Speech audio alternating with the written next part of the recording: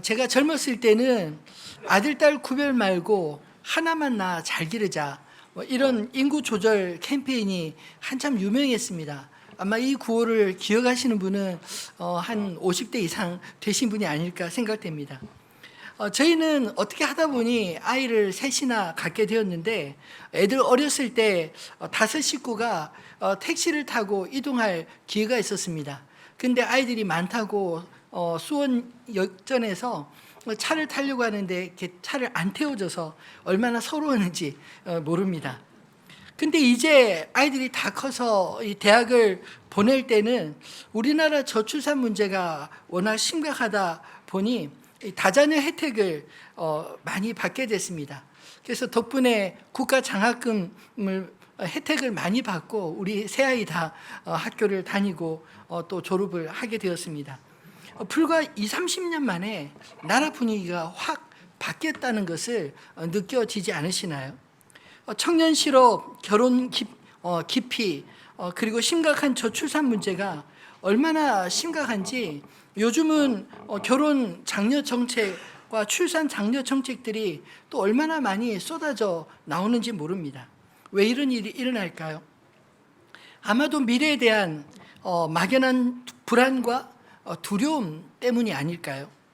예전에는 좀 어려워도 지금은 어려워도 앞으로 잘 될 거야 라는 희망이 있었습니다. 근데 오늘 요즘 우리 아이들 세대는 그런 소망들이 잘 보이지 않습니까? 보이지 않는 것 같아 안타깝습니다. 어떤 게 문제일까요?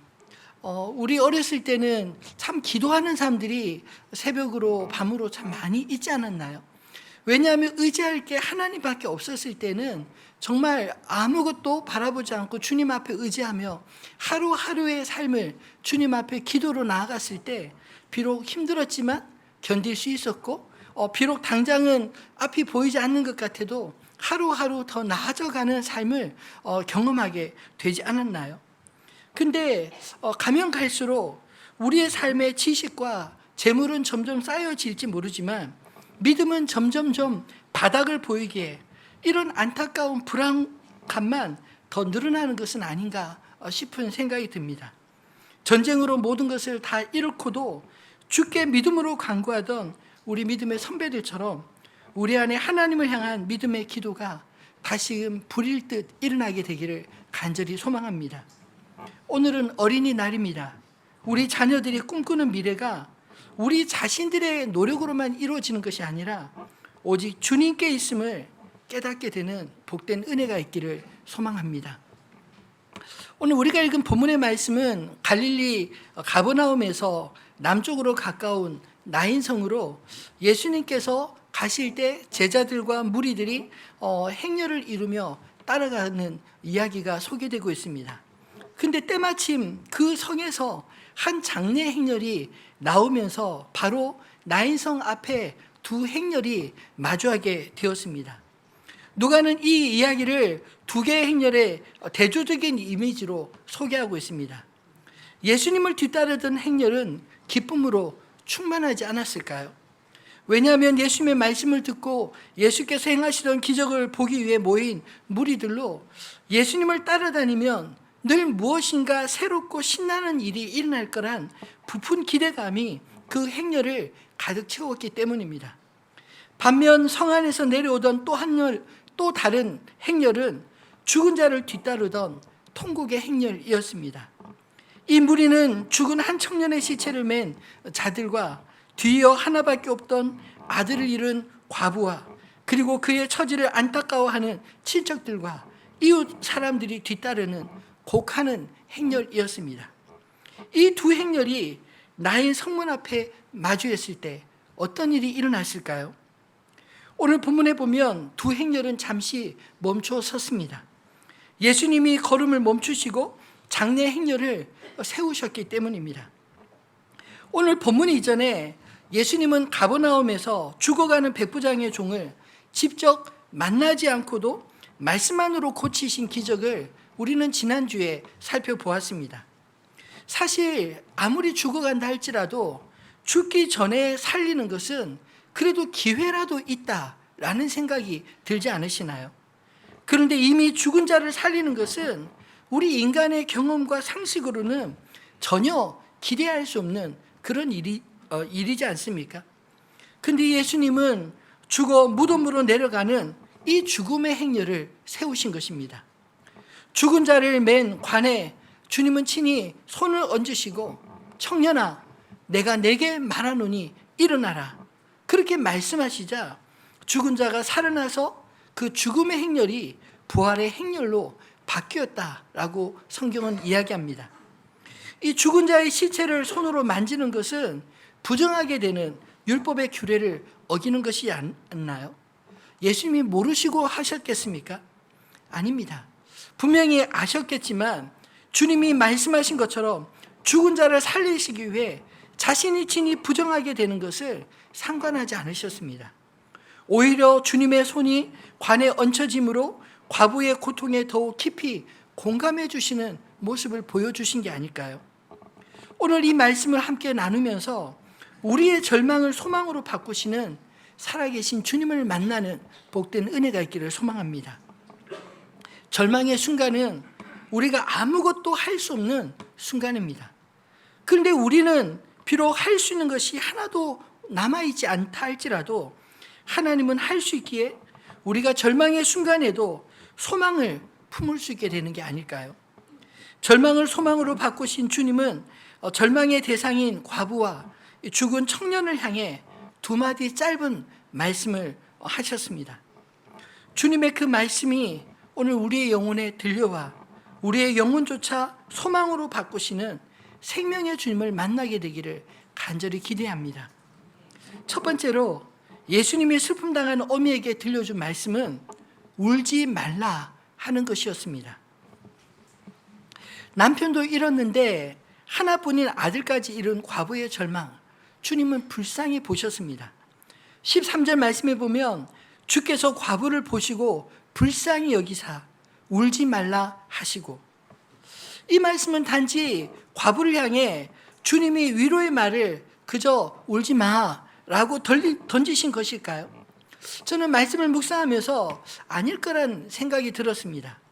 왜냐하면 하나뿐인 아들의 죽음 앞에 울지 마라, 울음을 그치라, 이 말은 어쩌면 너무나 잔인한 말이 아닌가요? 주님은 아무 대책 없이 울지 말라 말씀하신 게 아닙니다. 예수님의 이 말씀은 그 여인을 위해 주님께서 무언가 하시기 위해 이전에 하신 말씀인 것입니다. 복음서에 보면 이와 비슷한 상황들이 참 많이 기록되어 있지 않나요? 야이로의 딸을 고치시기 위해 야이로의 집에 가시다가 이미 죽었다는 소식을 들었을 때 사람들은 더 이상 주님의 도움이 필요하지 않다라고 말했지만 오히려 예수님은 야이로에게 너는 믿기만 해라, 죽은 것이 아니라 잔다, 이런 말씀을 하셨습니다. 그렇게 말씀하신 것은 주님께서 이미 그 아이를 살리시기로 작정하셨기 때문에 그렇게 말씀하신 게 아닌가요? 나인성 과부를 불쌍히 여기신 예수님이 걸음을 멈추시고 그녀에게 울지 말라 말씀하고 계신 것은 그녀의 울음을 그치게 하시겠다라는 주님의 의지의 말씀인 것입니다. 그런데 주님의 발걸음을 멈추신 이유를 생각해 보면 사실 주님의 이 의지밖에는 남는 것이 하나도 없습니다. 예수님과 나인성 과부와 친분이 있었던 것도 아니지 않나요? 또 나인성 과부가 아들이 죽기 전에 고쳐달라고 해서 주님이 그 아들을 살리기 위해서 방문한 것도 아니었습니다. 더구나 대부분의 기적 현장에서 요구되었던 그 누구의 믿음도 오늘 본문에서는 전혀 찾아볼 수 없습니다. 보통 예수님께서 기적을 행하실 때 내 믿음이 너를 구원하였으니 평안히 가라, 이런 말씀을 하시는데 오늘 본문에는 그저 슬픔을 당하여 통곡하며 내려오는 그 장례의 행렬을 주님이 멈추시고 그리고 그 장례의 주인공인 그 과부를 불쌍히 보시며 그저 울지 말라 하신 말씀밖에는 기록되어 있지 않지 않나요? 예수님도 그 시대 수많은 죽음들을 보셨을 텐데 지나가는 모든 걸음을 멈추시고 그 모든 죽은 자들을 살리신 것도 아니지 않나요? 특별하게 이 과부의 아들을 살려야 할 이유는 사실 제가 보기에는 딱히 없어 보입니다. 단지 한 가지 분명한 이유를 찾을 수 있다면 주님이 이 과부를 보시고 불쌍히 여기셨다. 이 한마디밖에는 찾을 수 없다는 것입니다. 그저 조건 없는 자비가 그 동기가 아닌가요? 다른 복음서에는 기록되지 않는 이 이야기는 어쩌면 무조건적인 사랑의 동기 때문이 아닐까요? 누가는 이방인으로서 무조건적으로 베푸신 이 기적의 이야기를 더 인상 깊게 들었던 것 같습니다. 다른 곳에서는 고침받기 원하는 자의 믿음을 먼저 보시고 내 믿음이 너를 구원하였느니라, 이 말씀을 자주 사용하셨지만 오늘 본문 속에는 이 말조차도 없기 때문입니다.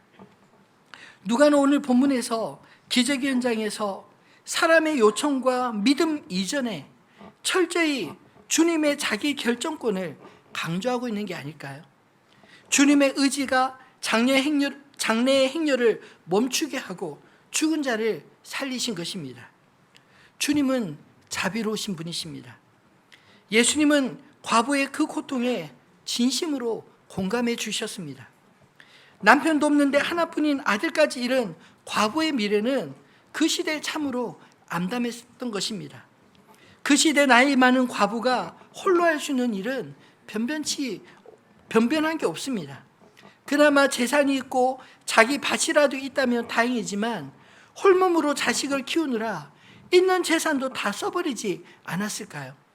그렇다면 그저 남의 밭에서 추수하다 떨어진 나달을 줍는 정도밖에는 할 수 있는 것이 없었기 때문에 그녀의 노후는 참담할 수밖에 없었을 것입니다. 그래서 성경은 고아와 과부와 나그네를 항상 도움이 필요한 대상으로 말씀하시고 그들에게 너희 손을 펼지니라, 이렇게 말씀하신 게 아닐까요? 요즘으로 치면 독거 노인의 삶이 이와 비슷할 거란 생각이 듭니다. 돌봐줄 가족이 없다는 것이 얼마나 서러운지, 이번 선교축제 기간에 이웃사랑부에서 이 지역의 독거 노인들을 위한 우유 배달 캠페인을 준비하고 있습니다. 성도님들이 많이 동참해 주시기를 바랍니다. 물론 우리가 매일 직접 우유 배달하러 가는 게 아닙니다. 우리가 비용을 대면 우유를 배달하시는 분들을 통해 매일 어르신들이 잘 지내는지, 우유가 잘 소비되고 있는지, 혹시 하나 둘 쌓이지는 않는지 돌아보는 일을 하게 될 것입니다. 이번 부활주일에도 세마동 지역의 독거 노인들과 한부모 가정에 미랄선교회와 함께 선물 상자 배송으로 도왔는데 이 지역에 생각보다 많은 독거 노인들이 계신 것을 알게 되었습니다. 지고동 소재 기초연금 받으시는 독거 노인의 수가 무려 164명이나 된다고 합니다. 일시적인 행사가 아니라 앞으로도 지속적으로 도울 수 있는 일들을 이웃사랑부에서 찾아볼 계획이 있습니다. 이런 일들을 교회가 왜 해야 하나요? 바로 예수님의 마음이 그런 곳에 계시기 때문이 아닐까요? 예수님은 과부의 울음을 그치게 하셨습니다. 울지 말라는 말씀은 울음을 그칠 수 있게 상황을 바꿔주시겠다는 주님의 의지가 반영된 말씀입니다. 예수님의 말씀이 우리의 심령에 들릴 때 우리 인생의 변화의 시작, 변곡점이 만들어지지 않을까요? 사람의 말에는 능력이 없으나 주님의 말씀이 들려오면 주께서 우리를 위해 일하심을 믿으시기 바랍니다. 그러면 우리는 어떻게 주님의 말씀을 들을 수 있을까요? 내가 듣고 싶은 이야기를 계속 생각하는 게 아니라 주님이 우리의 심령에 들려주시는 말씀은 말씀대로 이루어지는 능력이 있습니다. 기도할 때 전혀 생각지 못한 말씀이 들려올 때가 있지 않나요? 또 성경을 읽다가 눈물이 왈칵 쏟아지며 감동이 몰려올 때 주님이 우리에게 들려주시는 말씀을 듣게 되는 때가 아닌가요? 그리고 그렇게 약속한 말씀대로 이루어질 때 하나님이 친히 행하셨음을 믿고 찬송하시기 바랍니다. 하나님은 지금도 살아 역사하시기에 우리에게 어떤 방식으로든지 말씀하고 계십니다.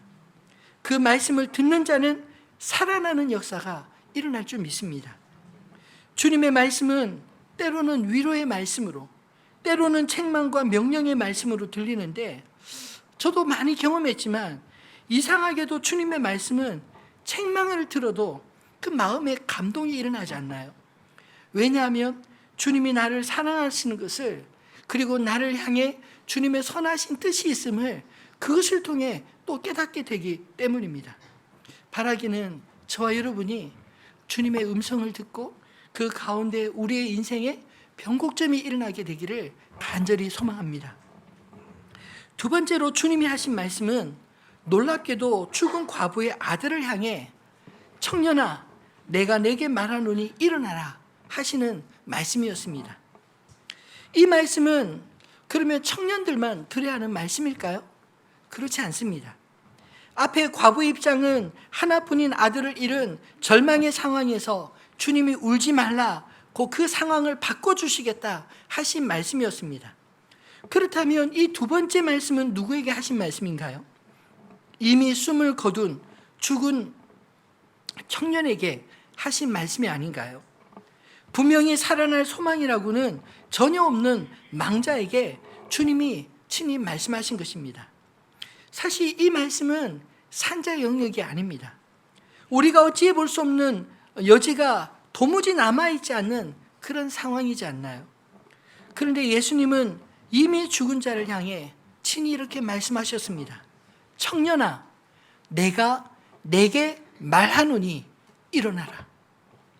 이 말씀에 이어지는 15절은 이렇게 뒤이어 어떤 일이 일어났는지 기록하고 있습니다. 죽었던 자가 일어나 앉고 말도 하거늘 예수께서 그를 어머니에게 주시니. 예수님이 그를 살리신 것은 주님이 유명해 주시기 위해 기적을 사람들 앞에 과시용으로 보여주신 것이 결코 아닙니다. 앞서 주님이 그 과부를 불쌍히 보셨던 것처럼 그 주님의 불쌍히 여기시는 마음 그대로 그를 살려 어머니에게 돌려보내 주었다, 이렇게 말하고 있지 않나요? 왜냐하면 이 과부에게는 이 아들이 꼭 필요했기 때문에 이 아들에게 그 과부를 맡긴 게 아닐까요? 그리고 무엇보다 이 말씀이 누가 한 말씀인가 하는 것이 더더욱 중요합니다. 내가 내게 말하노니. 예수님께서 친히 죽어 시체로 관에 누워있는 이 청년에게 이렇게 말씀하신 것입니다. 근데 죽었던 자가 예수님의 이 한마디 말씀을 듣고 살아났습니다. 일어나 앉고 말도 하거늘 사망의 몸에서 떠났던 영혼이 되돌아온 것입니다. 썩어가던 육신이 순식간에 고침을 받고 온전케 되었습니다. 에스겔서에 보면 마른 뼈들의 환상을 보여주시며 주님께서 에스겔에게 하신 말씀을 우리가 알고 있지 않나요? 에스겔서 37장 9절 말씀을 같이 읽어보겠습니다. 또 내게 이르시되 인자야 너는 생기를 향하여 대언하라. 생기에게 대언하여 이르기를 주 여호와께서 이같이 말씀하시기를 생기야 사방에서부터 와서 이 죽음 당한 자에게 불어서 살아나게 하라 하셨다 하라. 아멘. 에스겔의 이 말씀은 에스겔의 말인가요? 아니면 에스겔이 여호와 하나님께로부터 받은 말씀을 대언하는 형식인가요? 근데 오늘 예수님께서 이 죽은 청년에게 하신 말씀은 대언하는 말이 아니라 예수님 자신의 권세로 친히 말씀하신 게 아닌가요? 이 말씀을 통해 말씀으로 창조하신 하나님의 권세가 느껴지지 않습니까? 살아있는 자가 아니라 이미 생명이 떠난 자를 향해서도 내가 내게 말하노니 일어나라, 그 한마디를 듣고 죽은 자가 생명으로 살아나서 벌떡 일어나지 않습니까? 이 말은 인간이 결코 흉내낼 수 있는 영역이 아니라고 생각합니다. 그러나 살아계신 하나님은 지금도 우리에게 직접 말씀하고 계시는 것을 믿으시기 바랍니다. 그 말씀을 듣는 자는 불가능을 가능케 하시는 하나님을 만나게 될 줄 믿습니다. 죽어있는 영혼이 살아나는 역사, 그것이 바로 복음의 역사가 아닌가요? 에베소서 5장 14절 말씀에 보면 사도 바울은 이렇게 기록하고 있습니다. 그러므로 이르시기를 잠자는 자여 깨어서 죽은 자들 가운데서 일어나라. 그리스도께서 너에게 비추이시리라 하셨느니라. 이 본문에서 잠자는 자는 누구고 죽은 자는 누구일까요? 잠자는 자는 그 영이 잠들어 있는 자를 말하는데 깨우면 일어날 수 있는 생명이 있는 자를 말합니다. 말을 들으면 반응하는 자를 말합니다. 근데 죽은 자는 어떤 자일까요? 영이 죽어 있는 자들, 도무지 하나님이 말씀하셔도 반응하지 못하는 그런 자들이 아닐까요? 그런 의미에서 저는 예수를 믿는 것은 하나님의 말씀에 반응하는 생명을 가진 자라고 생각합니다. 반응이 없는 자는 죽은 영혼들이란 그런 말씀이라는 것이죠. 몸은 살아있으나 영이 죽은 자들은 궁극적으로 우리 인생의 마지막 끝이 장래 행렬에 속한 자가 되지 않겠습니까? 예수님은 무덤을 향해 내려가는 장래 행렬을 부활의 행렬로 바꾸셨습니다. 고린도전서 15장 20절로 22절 말씀도 같이 읽어볼까요? 그러나 이제 그리스도께서 죽은 자 가운데서 다시 살아나사 잠자는 자들의 첫 열매가 되셨도다. 사망아 한 사람으로 말미암았으니 죽은 자의 부활도 한 사람으로 말미암는도다. 아담 안에서 모든 사람이 죽은 것 같이 그리스도 안에서 모든 사람이 삶을 얻으리라. 아멘. 다시 사신 주님이 잠자는 자들의 첫 열매가 되사 우리를 깨우실 때 우리의 영과 육이 부활할 것을 믿으시기 바랍니다. 잠들어 있는 영혼이든 죽어 있는 영혼이든 주님의 음성을 듣고 일어나는 그 역사가 오늘 우리 시대, 우리 교회 안에서 날마다 이루어지기를 소망합니다. 육신만 살아있다고 사는 것일까요? 영혼이 무너지면 육도 함께 무너지는 것을 경험하지 않습니까? 사실 이 우울증이나 이런 심한 그 정서적 그런 어려움을 겪는 분들을 보면 참으로 살고자 하는 소망이 사라지면 날마다 죽음을 하루하루 곱씹어 묵상하며 그렇게 사는 것 같이 보이지 않나요? 그 영혼이 살아나려면 누구의 말을 들어야 할까요? 수많은 사람들의 각각의 좋은 경험과 조언들 혹은 상담가들의 그런 말들도 있겠지만 그러나 우리의 영과 육을 지으신 주님의 음성을 듣는 자만이 온전하게 살아나게 될 줄 믿습니다. 성경을 책으로 읽지 마시고 하나님의 말씀으로 들으시기를 바랍니다. 성경 전체의 흐름을 위해 빨리 읽는 것도 필요하지만 한 절 한 절 묵상하며 이해되지 않으면 성령님께서 깨닫게 해주시기를 기도하며 질문하고 성경이 나에게 말씀하실 때까지 마치 소가 여물을 씹고 또 씹어 소화를 시키는 것처럼 말씀을 그렇게 묵상하다 보면 나에게 주시는 주님의 말씀을 듣게 될 줄 믿습니다. 청년아, 내가 내게 말하노니 일어나라. 잠들어 있는 영혼이 깨어나고 죽었던 영혼이 새 생명을 얻는 복음의 역사가 우리 가운데 일어나기를 간절히 소망합니다. 말씀을 맺겠습니다. 생명의 행렬, 예수의 행렬에 동참하는 저와 여러분 되시기를 소망합니다. 어떻게 우리가 예수의 행렬에 동참할 수 있을까요? 오늘 예수님을 따라 나인성까지 따라갔던 제자들의 무리처럼 주님이 행하시는 곳, 주님이 가시는 곳으로 함께 가면 되지 않을까요? 주님이 가시는 곳에는 주님의 말씀이 들리고 주님의 행하시는 일들을 친히 가까이 볼 수 있고 그곳에서 나 또한 기적의 현장에서 주님을 직접 볼 수 있기 때문입니다. 그런데 반대로 주님과 상관없는 곳에 있다면 우리는 우리 자신의 문제만 바라보며 사람들과 아웅다웅하며 그렇게 살지 않겠습니까? 그런 의미에서 내가 지금 어디에 있는지 누구와 시간을 많이 보내고 있는지는 대단히 중요한 문제입니다. 우리가 머무는 곳과 함께하는 사람들에게 영향을 우리는 받는 존재이기 때문입니다. 아까 영상도 보셨지만 하나님의 마음이 닿는 곳, 섬김의 현장에 가보면 평상시 내가 보지 못하는 것들을 주님이 보여주시고 또 내가 평상시 경험하지 못하는 것들을 주께서 경험하게 해주신 줄 믿습니다. 그것이 예수님의 행렬에 동참하는 것들이 아닐까요? 주님과 함께하기 원한다면 주님의 마음이 가는 곳을 따라가는 저와 여러분 되기를 소망합니다. 장래행렬이 예수님을 만나 그분을 따르는 생명행렬로 바뀌는 모습, 여러분 한번 상상해 보십시오. 무덤을 향해 아무런 소망 없이 내려가던 장래행렬이 그 방향이 바꾸어 주님을 따르는 생명행렬이 되어 나인성으로 다시 돌아가는 그 모습을 말입니다.